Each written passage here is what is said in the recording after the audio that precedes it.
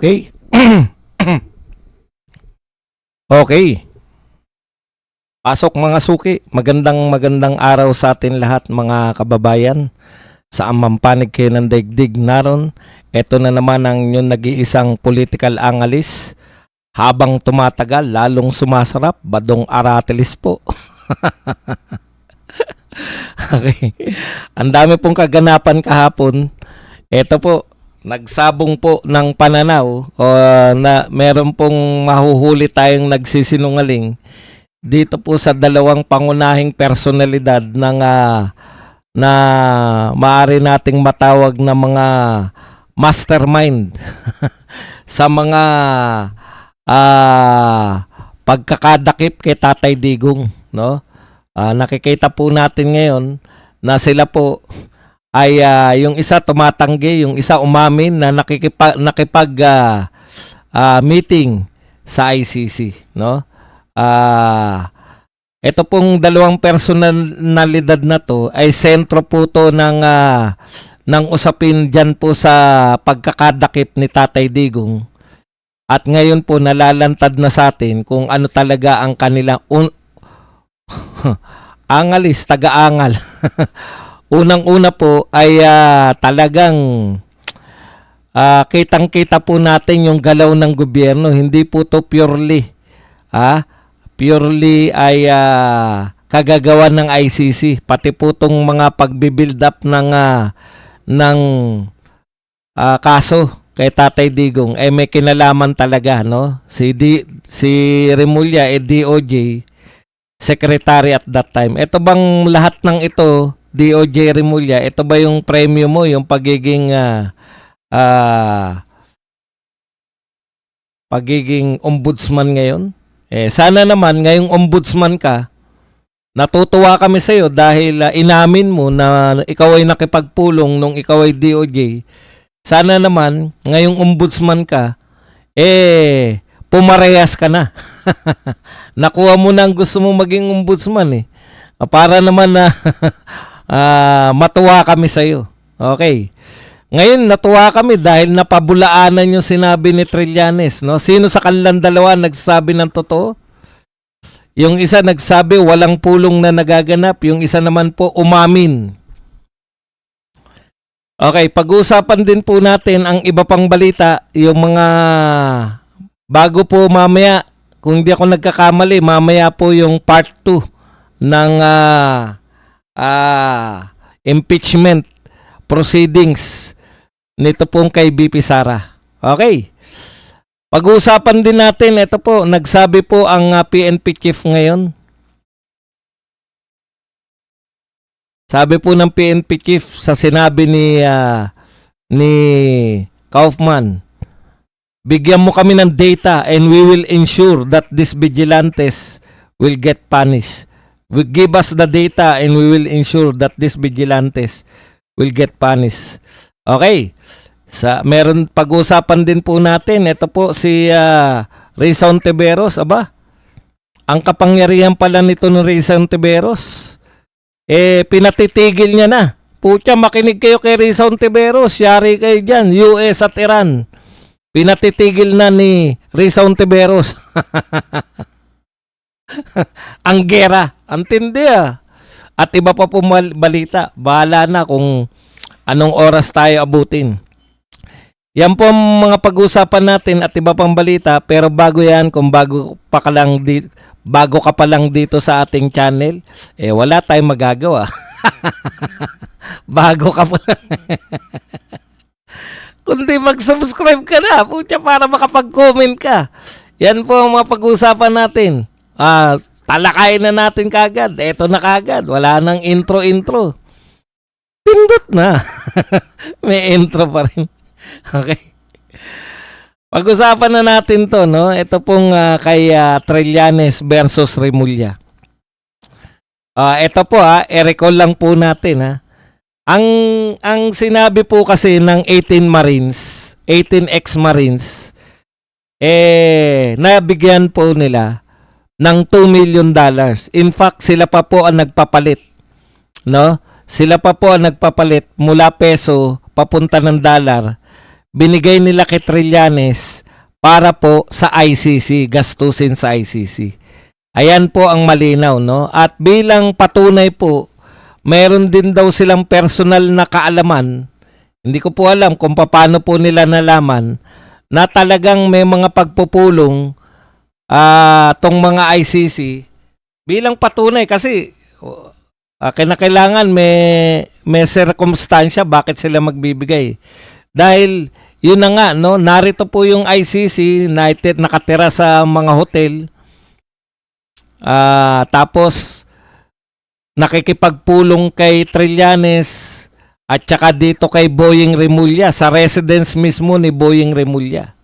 O kaya po ang pagkakaalam po ng marami na parang napaka-imposible naman itong mga pinagsasabi nito ng 18 ex-Marines na to o 18 ex-sundalo na to. No? Bakit pati yung mga sa residency, bakit pati yung mga meeting sa bahay ni Remulla, alam nila. O parang talagang napakarami naman nilang alam. O, kaya po, ito po ang sinabi nung March 1 nito ni Trillanes. Ayan po. Si Trillanes po, nung tinanong po siya sa aligasyon ng 18 sundalo, ganito po ang sagot niya nung March 1. Wala pong mga ganyang mga meetings. O, tandaan nyo, walang mga ganyang mga meetings.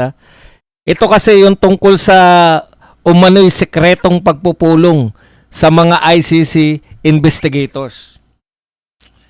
Tignan nyo po So, dininay ito ni Trillanes. Wala raw sekretong pagpupulong sa ICC investigators. Okay. Ang ginagawa kasi nila, komo ngayon ay nasa hot water si Saldico, parang madampihan ka lang ni Saldico, parang nasa impyerno ka na. O, yan po ang pahayag ni Trillanes tungkol po dyan. Iginiit niya na walang katotohanan ng paratang na may naganap na koordinasyon o pagpupulong sa ICC. So, it's between Trillanes nung March 1, ang kwento between Trillanes kung kanino kayo maniniwala o dito sa 18 soldiers. Okay, pero kinabukasan po, March 2, eto na po ang sinabi ni Boying Remulla. Totoong nakipag-usap ako. Ayan. Sabi ni Remulla, totoo yun. Nakipag-usap ako kay Trillanes. Pinakilala niya sa akin yung ICC, yung dalawang personnel ng ICC. Kasi nga, meron kaming usapan na ang testigo ay dapat protektahan. Nakita po ninyo, pati po yung mga ICC, nagsisinungaling na tong mga ICC na to. Na talagang tinatanggi nila yung mga sekretong pagpupulong na to. Ano yung sinasabi ni Kaufman? Ang nagpo-provide ng mga testigo, etong tinatagurian niyang silent partner ni BBM. Kaya nabubuo na po natin ang mga kwento-kwento Lahat po ng mga sabog-sabog na impormasyon, ngayon po nabubuo na natin, bagamat alam na po natin na ito po ay ang katotohanan po ay mehan po yung administrasyon. Ngayon po, nabubuo na po unti-unti. Kasi nga, sabi nga sa inyo, noon pa po ako nagtataka, bakit si Trillanes, wala naman po talaga siyang papel sa gobyerno. Real talk lang po Bakit po si Trillanes, hindi po siya secretary, hindi undersecretary, hindi po cabinet official, hindi po advisor, wala po kahit na anong ugnayan sa gobyerno ng Pilipinas. Bakit po tuwing magsasalita si Trillanes, kino-cover ng media, di ba? Mauugnay rin natin yan. Bakit po sa tuwing magsasalita si Trillanes tungkol sa ICC, halos nagkakatotoo? Wala po siyang, hindi rin naman po siya kaano-ano ng ICC. Hindi po siya kaano-ano ng gobyerno, hindi po siya kaano-ano ng ICC. Pero lahat ng nagaganap sa ICC, alam niya, lahat ng hakbang ng gobyerno, mayroon siya. Pati po yung pagkakadakip kay Tatay Digong, halos alam niya na yung mga warrant of arrest. Sa kanya nagmula yung mga yan, di ba? Ngayon, nare-realize na natin na kaya naman pala. Siya pala yung hindi pa pala natin natitiyak. Confidential. Wala tayong natitiyak. Kasi confidential. Ano sabi ni Trillanes? Confidential daw. Hindi po natin titiyakin. Pero isa lang po ang natitiyak natin ngayon. Yung pong 18 Marines vindicated po sa sinasabi na mayroong mga sekretong pulong with ICC. Kaya po si Trillanes, kaya po katiwa-tiwala na rin po yung $2 million nila. Kasi naganap yung mga pagpupulong. Pag wala pong umamin na naganap yung pagpupulong, medyo teka muna. 'Di ba? Ko-questionin niyo pa muna, bakit ganun? Eto po.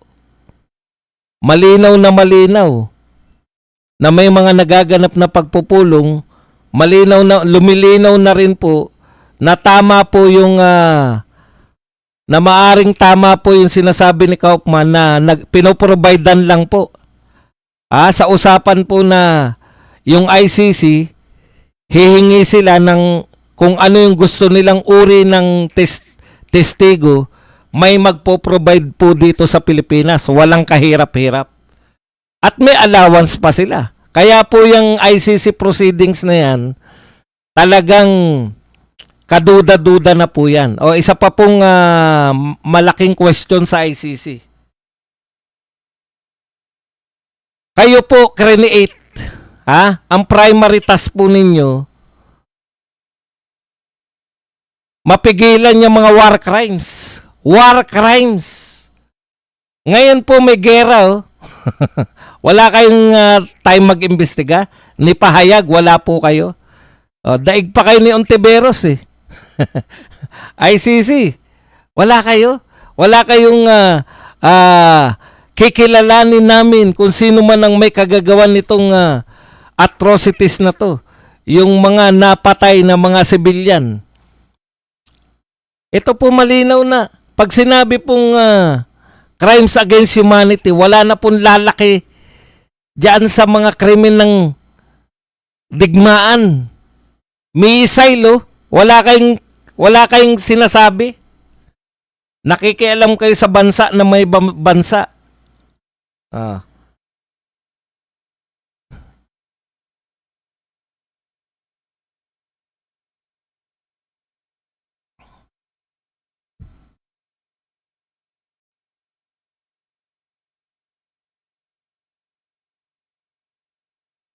Okay.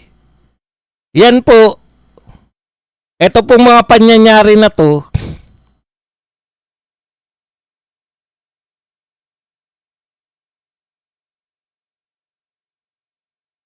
Yung pag-amin po ni Remulla, napakalaking question po na nagaganap ngayon sa ICC. Nakakahiya. Kung ako po ICC, iimbestigahan ko po to.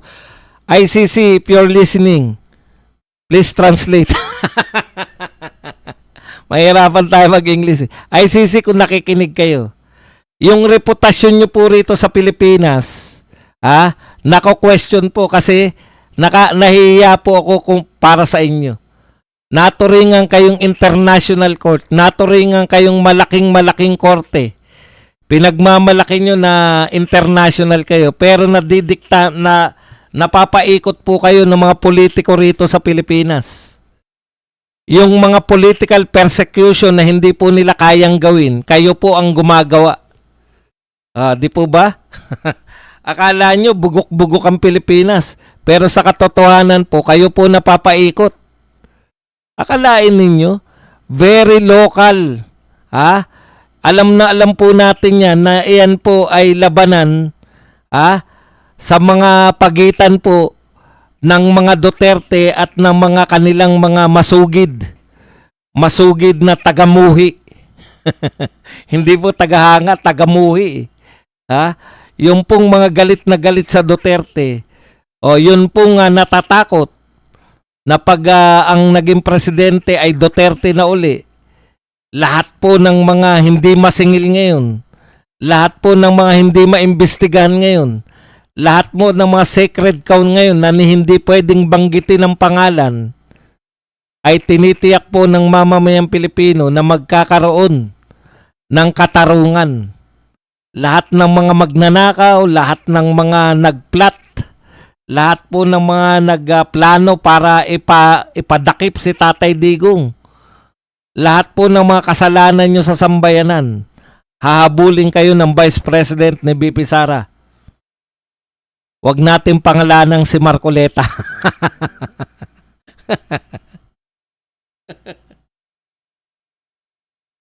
Minsan dinadaan lang po natin yung sa tuwa. Thank you very much muna kay, anong pangalan nito? Kay Alan Atienza. Ayan. Na nagbigay sa atin ng 279. Buds, uwi ako sa May 2026. Meet up tayo. Oh, malayo pa naman eh. Basta alam nyo po, sa totoo lang, napakarami pong natutuwa sa amin ngayon. Kaya nag-iingat din tayo dyan sa mga meet-up. Hindi na nga ako nagbabasa ng mga comment, lalo na sa Facebook. Sangkatuta ka murang inaabot ko doon.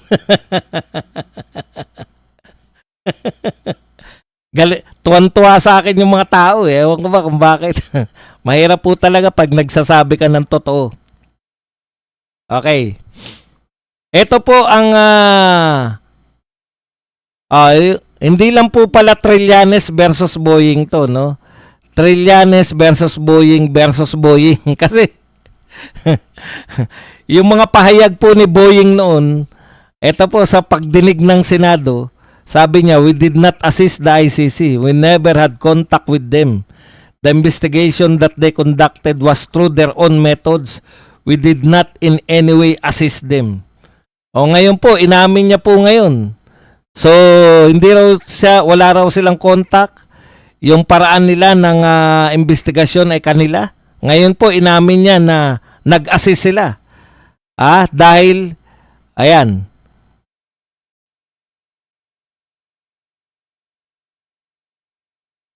totoo yun na nakipag-usap ako kay Trillanes. Ito po sagot ni Boying ngayon. Ngayon na to. Dati kasi, tinatanggi niya. Noong Senate hearing, yung ginawa ni Amy Marcos, Senate hearing, tinatanggi niya na may mga meeting. Ito muna. We did not assist the ICC. We never had contact with them. The investigation that they conducted was through their own methods. We did not in any way assist them. Ito po yung noong 2025. Hindi lang pala Trillanes versus Boying. Trillanes versus Boying versus Boying din. Kinontra po ni Remulla yung sinabi niya noon. At ngayon po, kinontra niya rin yung sinabi ni Trillanes. Baka naman hindi niya alam na ito ang sinabi ni Trillanes. Ito po ang sinabi niya ngayon, March 2. Totoo yun, nakipag-usap ako kay Trillanes. Pinakilala niya sa akin yung ICC. Kita mo Trillanes, ikaw pa nagpakilala. Sasabihin niyo wala kayong kontak-kontak, wala nagaganap sa ICC. Ikaw pala nagpakilala kay Boying. Yung dalawang personnel ng ICC, kasi nga meron kaming usapan na ang testigo ay dapat protektahan. So meron pong pag-amin na to si Boying ngayon. Na sila po ay hindi lang po simpleng nag-assist. Pinotektahan pa nila yung mga witness ng ICC. Sinabi ko, nakausap ko, ano ngayon? Yun ang malupit doon. Ano ngayon kung nakausap ko? Tapos na tayong pangyari noong 2025, yung nung kinausap namin after March. Di ba? Ayon kay Remulla, naganap ang pag-uusap matapos maiatid sa dahig si dating Pangulong Rodrigo Duterte. O di nag-a-assist pa rin kayo na kinokontra nyo naman yung sinasabi ni Boying Remulla ay ni BBM na hindi kayo,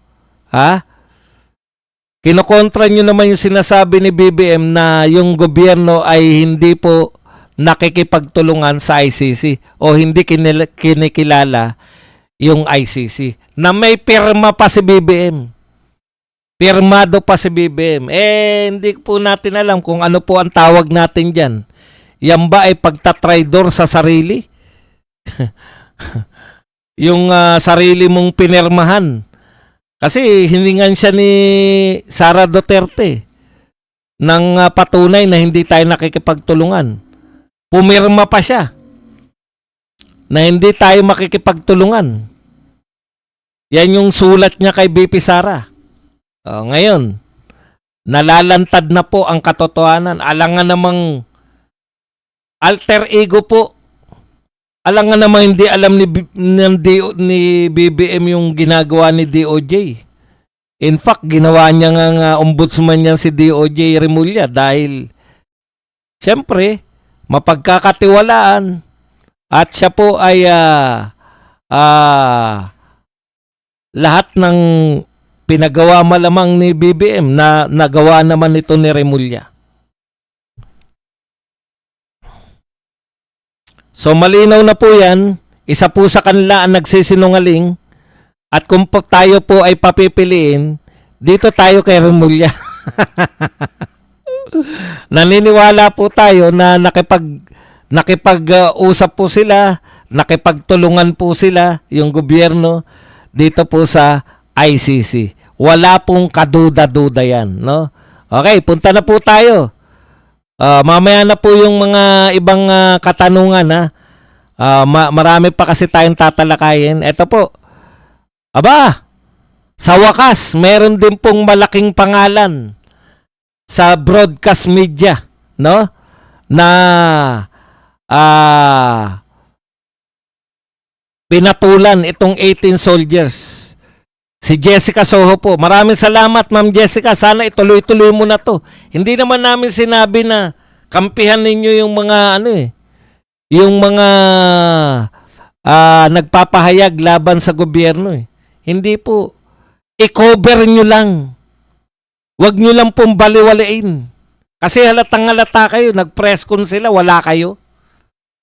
Halatang halata na kasi malalaking broadcast network natin, ABS-CBN, GMA.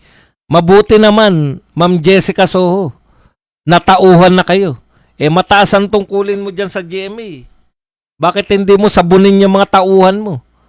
Bakit hindi kayo umattend doon sa press conference? Huwag po kayong pahalata kasi nahalata po namin eh. Saan ka nakakita ng press conference na ganyang kalaki?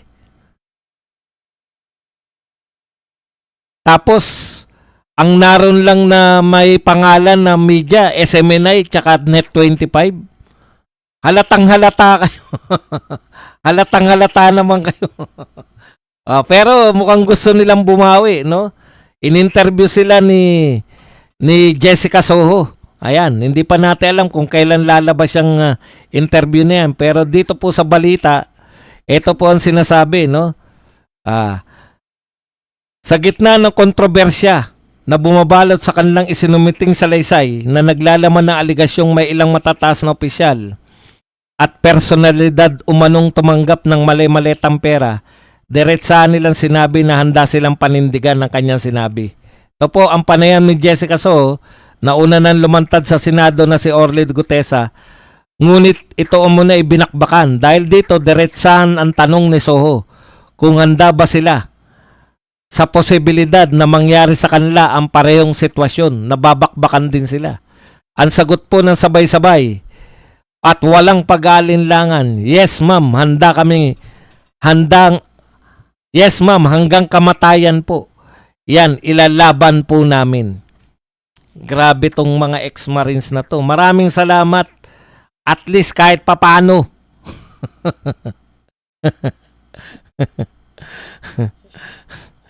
Maraming salamat po. At least kahit papano ay mayroong taga-malaking network na interesado na sa kanila. Bakit po naging interesado kayo? Hindi nyo na madidinay. Araw-araw binabalita ng mga vlogger eh. Hindi nyo na dinidinay. Viral sa social media. Kayo lang po ang hindi nagbabalita. Kayong mga malalaking network. Makakapal po ang mukha ninyong lahat. Huwag nyo ipahalata na kayo kasama dun sa mga tinatawag nilang binigyan ng maleta.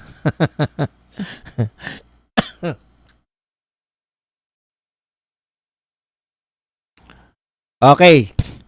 Maraming salamat po muna kay Mocha Princess na nagbigay po sa atin ng $5.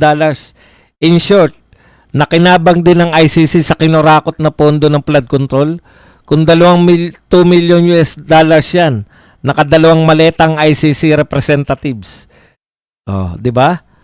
Emily Boca, thank you very much, Ma'am Emily, sa $9.99 na pangkape. Mocha Princess at Emily Boca. Emily Boca. Ayan. Thank you very much po sa pakape. Okay.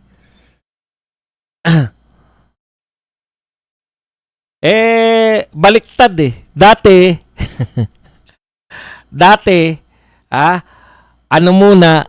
mainstream media, magre-react lang yung mga vloggers. Ngayon po, vloggers na nauuna kaysa sa mainstream media. Tapos sasabihin nila, bakit kaya hindi na naniniwala sa amin yung mga tao? Bakit sa social media na naniniwala? Magtatanong kayo, paano maniniwala sa inyo? Putya, ang lalaki ng balita, hindi nyo binabalita. Selective yung pagbabalita nyo. Ngayon lang ako nakakita, basta ang balita ay kumukontra sa pamahalaan, tinatago nyo.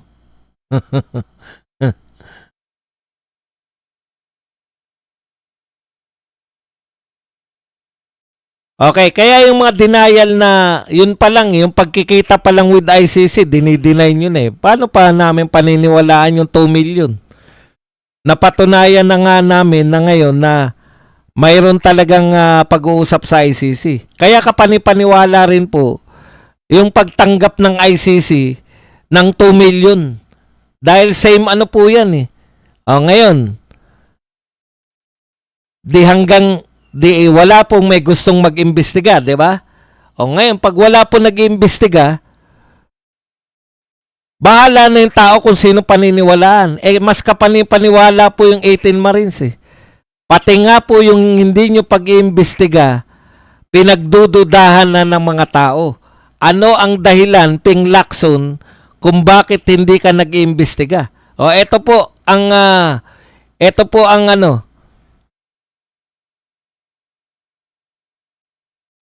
sinasabi ni Ping Lacson. I raise this question.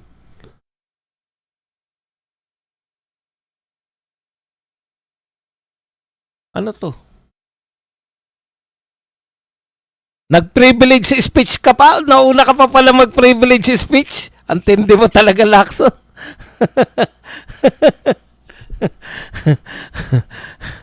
Inuna niya pang mag-privilege speech kaysa mag-imbestiga.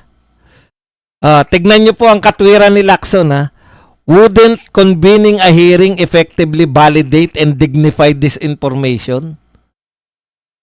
Ito ang bahagi ng pahayag ni Blue Ribbon. Tagalogin lang po natin. Kung ako po ay maghihiring ngayon, hindi po ba ito ay nangangahulugan na binabalidate ko lang at dinidignify yung kanilang information? Bakit po hindi? It's up to them.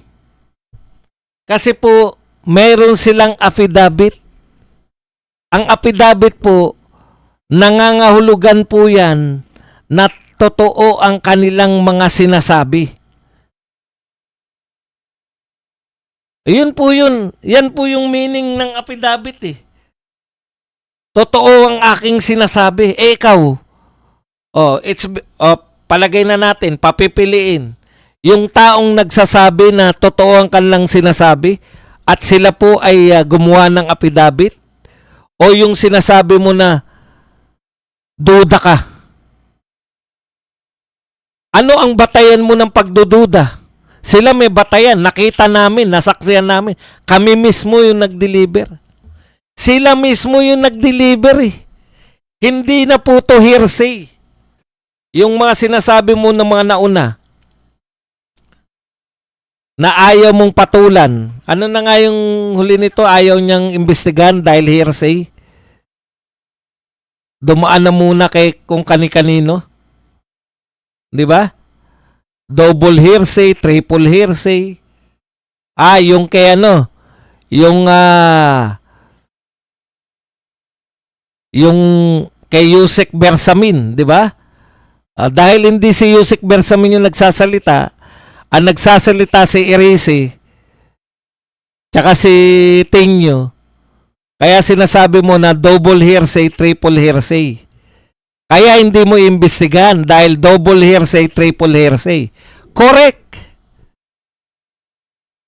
Pwede yun. Pero ito, hindi mo na po pwedeng sabing hearsay ito. Dahil mismo yung nagsasabi, kami ang nag-deliver ng maleta. Kami.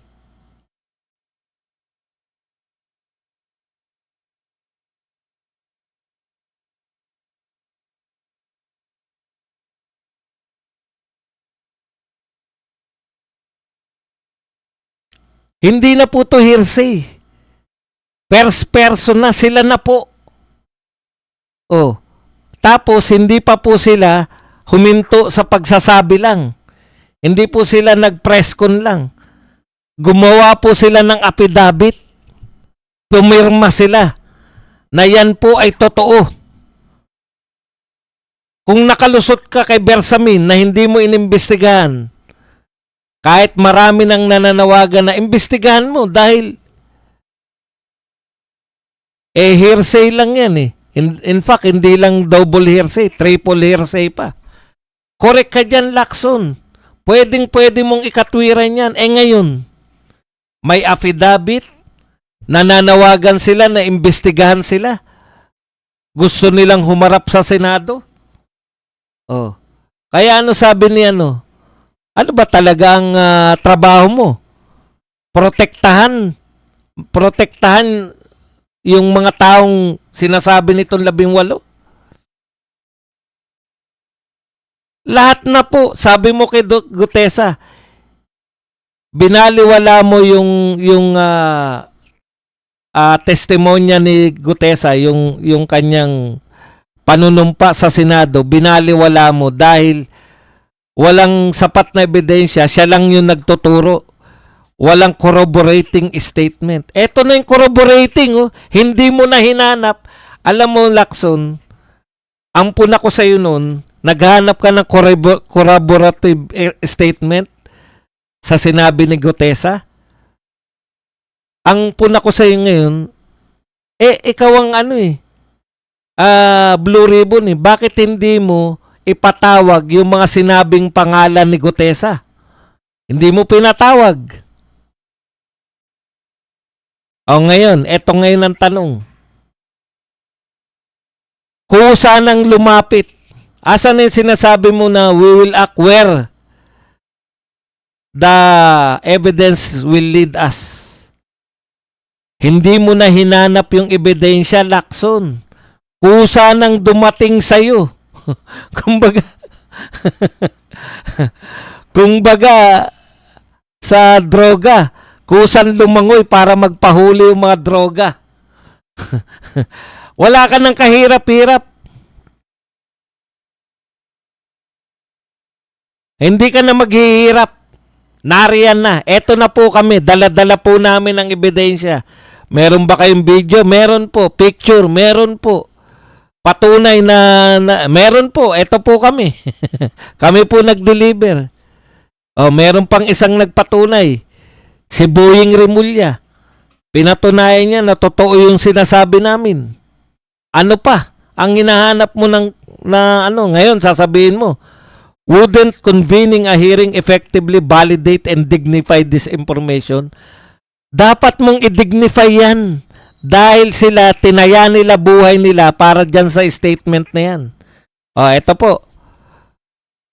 Ituloy pa natin sinabi ni Lacson, I raise this question to ensure that the testimonies withstand established facts and logic before we even invite them to testify before the Senate Blue Ribbon Committee. Antindi, established facts and logic. Sino po magdedetermine na yung facts na sinasabi nila ay totoo? Ikaw? Pinapahalata mo lang. Senator Lacson, pinapahalata mo lang na may pinoproteksyonan ka talaga. Hindi naman natin sinabi na paniwalaan sila eh. meron kang testigo na balot pa eh. Nakamaskara pa at ayaw magpakilala. Wala naman palang sasabihin kahit na ano. Wala naman palang katuturan yung ite-testify niya. Gumawa ka lang ng intriga. Ito po, walang mga maskara, nakalantad. Lumalapit na sa'yo. Ayan nakalagay, palay na lumalapit, tutukain mo na lang. Naalala ko lang, may baklang, papasensya na kayo ha, kasi po nangyari talaga to eh. Ha?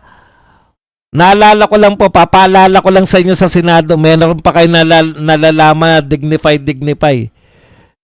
Paalala ko lang po sa inyo, mayroong baklang gustong umihi sa CR ng babae. Inimbestigahan nyo. Yung ba nadidignify kayo? Katarantaduan. Pumayag kayo. Kasi nag-viral. Eto viral na po to.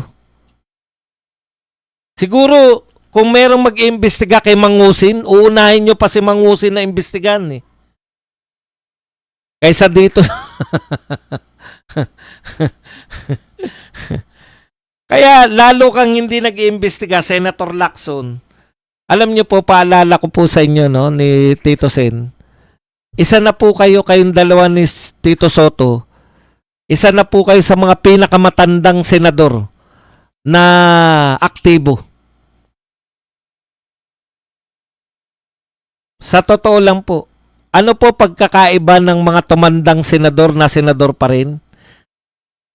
Yung mga matatandang senador po, naging kagalang-galang po sila sa Senado.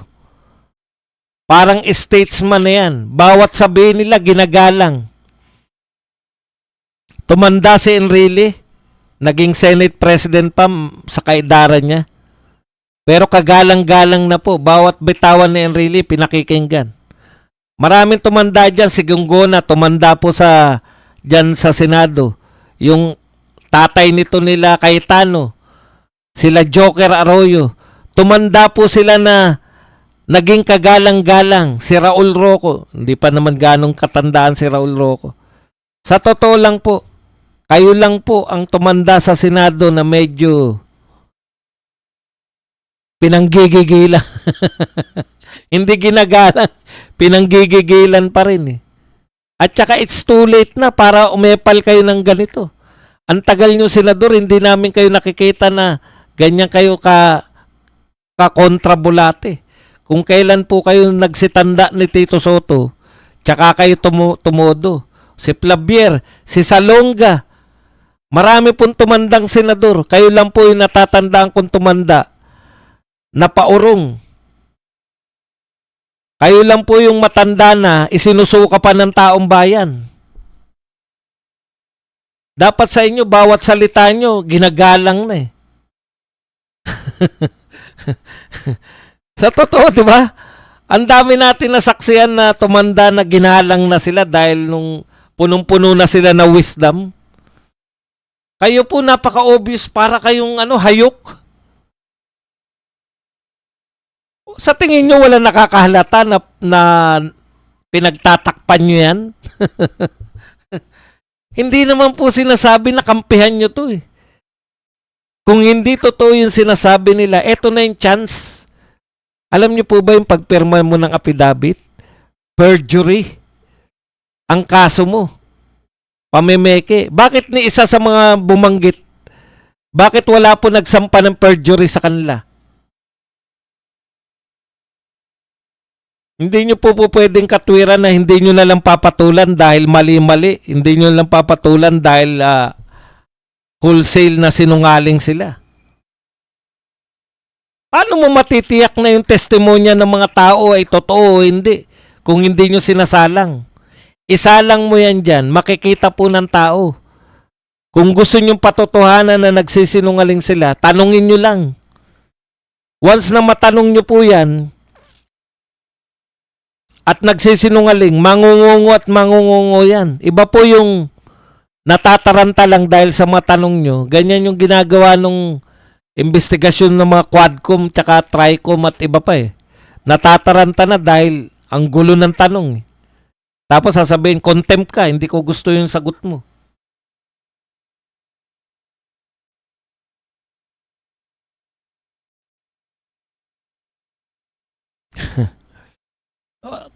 Yan po katotohanan. Dapat po sa edad ninyo, kagalang-galang na kayo, inahangaan na kayo ng lahat. Eh hindi eh. Kabaliktaran eh. Okay. Tuloyin na natin. Marami pa po tayo rito. Ito, gusto ko lang po matawa.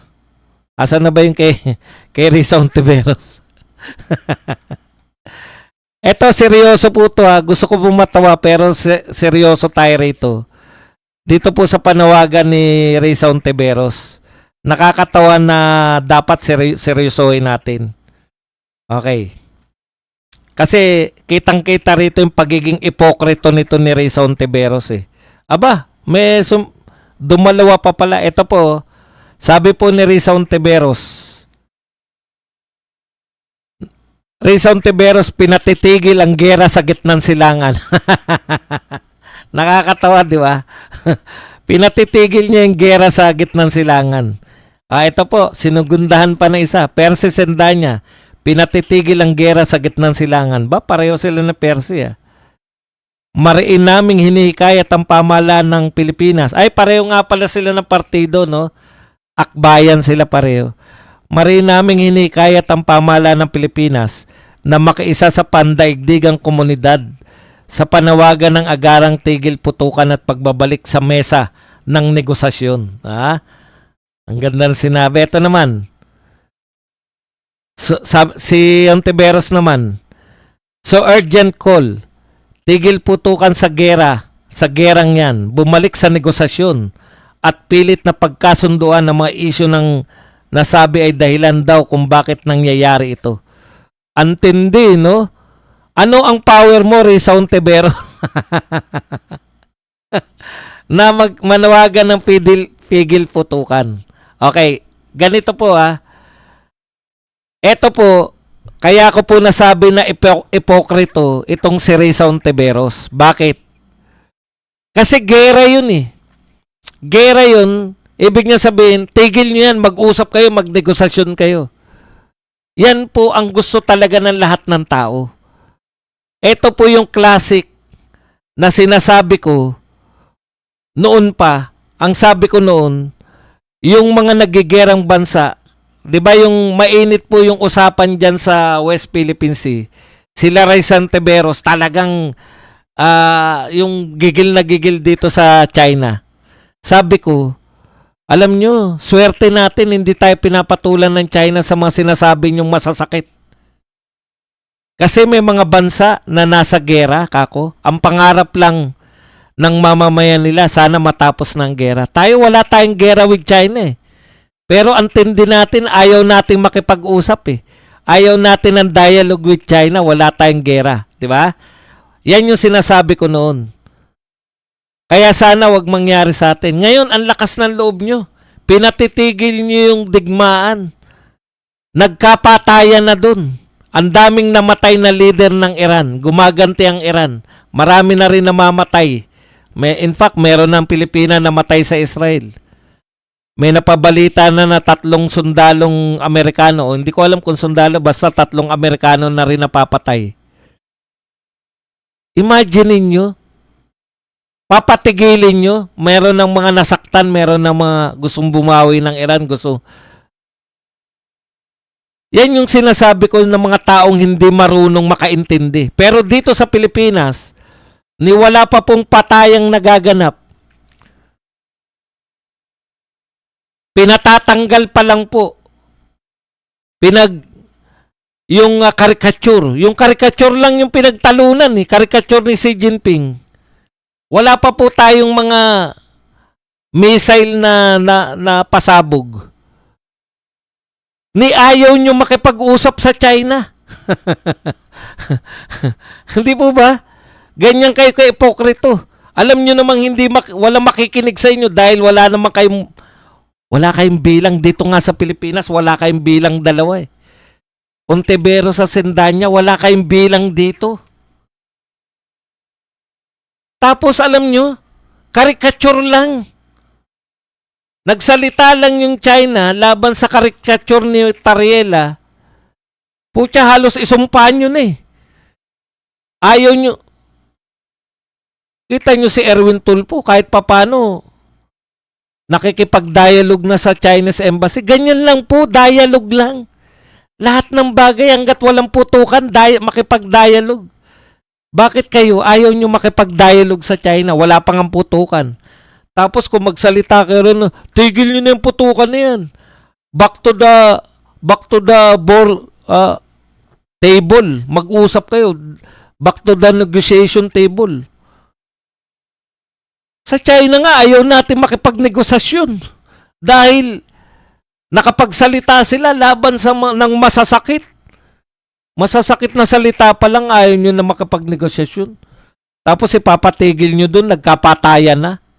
Ganun kayo ka-ipokrito. O hindi nyo lang nauunawaan ang sitwasyon. Pag sa Pilipinas, pag kayo, non-stop ang bunganga nyo. Magnegosasyon na lang kayo ng China. Ay, hindi kami papayag makapagnegosasyon. Kasi gatito, putya. Kala mo kung ano na nangyari. Inapi nila si Tariela, nagsalta sila ng masasakit na salita pa lang, ayaw nyo na makipag-usap. Tapos pipigilan nyo yung mga nagigera. Anong utak meron yan? Anong klase kayong mga utak meron kayo? Di ba? Saan mo dadamputin tong mga tao na to? Walang mga katuturan mag-isip. Okay. Meron pa ba? At ang huli nating topic, ito. Isa pa to. Tignan nyo ha. Ito po si Jose Melencio Nartates. PNP chief. Alam nyo po, hindi po ako bumibira sa mga sundalo natin. Alam ko po yung mga sundalo natin gusto nyo po magserbisyo. Pero dapat as leader of PNP, dapat aware po kayo sa sinasabi nyo sa sitwasyon. Okay. Nung sinabi po ni Kaufman, tinanong niya po yung ICC, nagbigay po siya ng pag-aaral ng UP. After ni Duterte, before Duterte, marami na pong namamatay drug-related.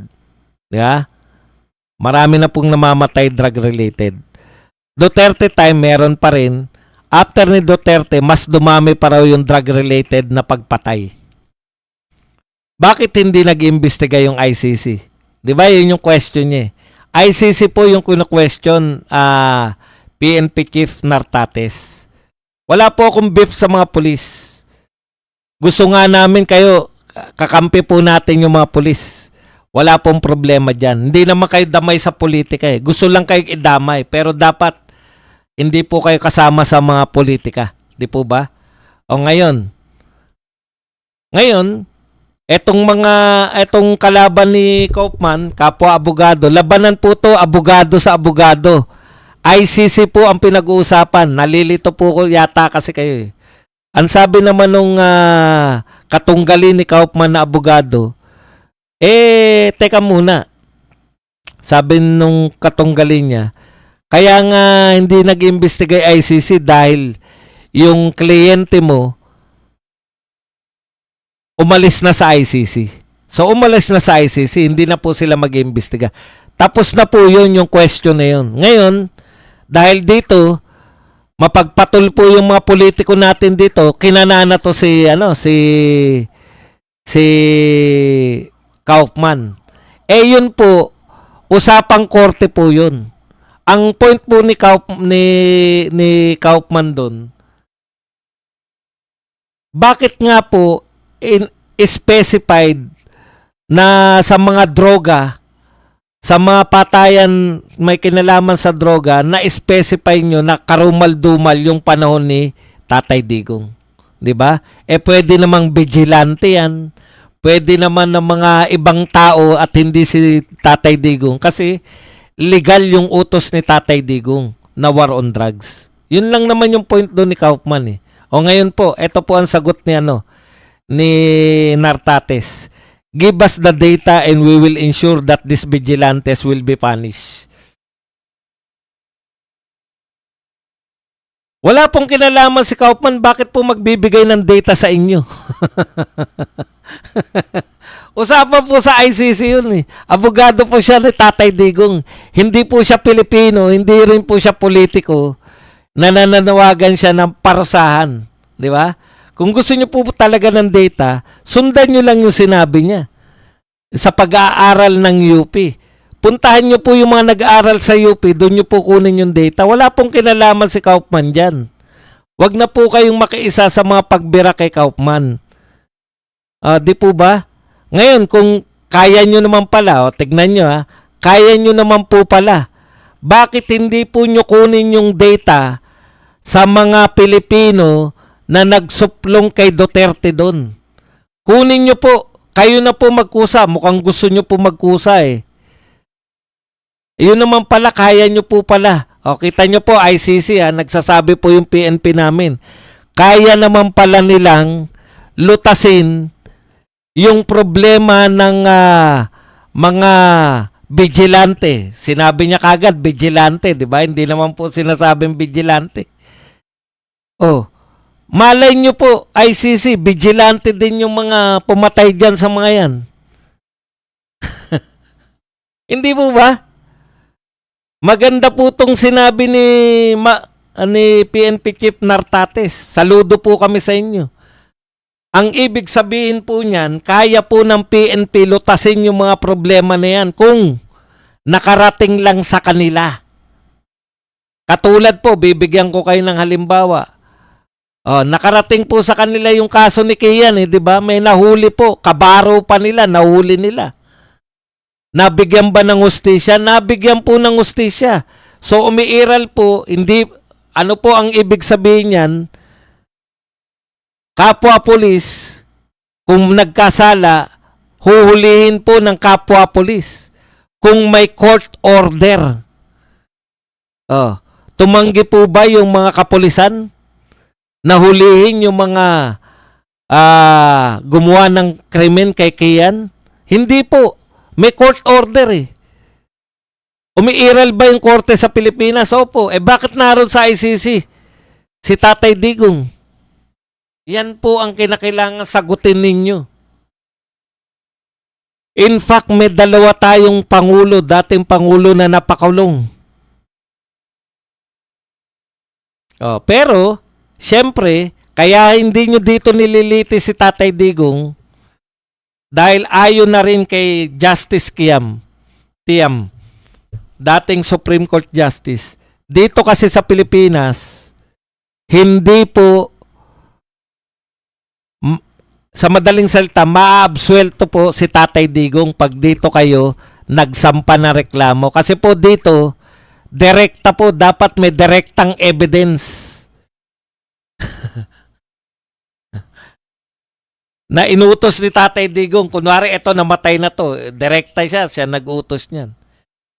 Doon po sa mga sa ICC, uto-uto kasi yung mga judge doon eh. Kayang utuin eh. Sabihan lang ng nakakaawa naman, mahihirap yung tinatarget yung mahihirap. Tindi. Mahirap pala yung mga namatay na drug lord. Gano sila kaya kahirap?